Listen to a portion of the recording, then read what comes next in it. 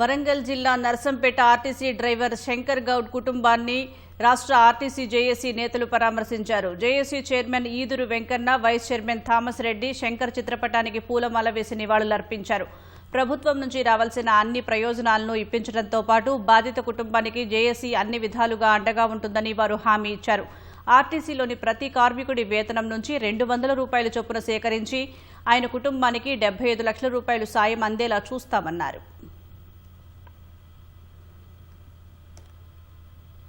ఒక స్నేహభావితంగా ఉన్నటువంటి మంచి వ్యక్తి, అందరినీ పలకరించేవాడు.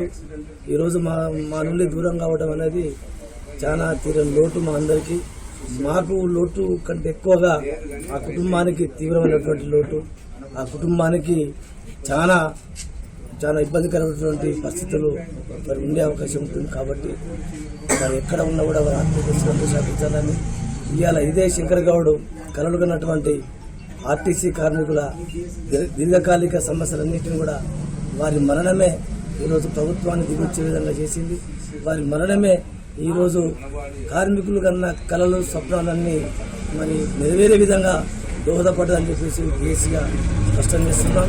ఇవాళ వారు మరణం చేపట్టే ఈ ప్రభుత్వం కూడా భయపడి దిగొచ్చి మరి ఏసీతో చర్చలు జరిపి సానుకూలమైనటువంటి కొన్ని నిర్ణయాలు తీసుకోవడం కూడా జరిగింది.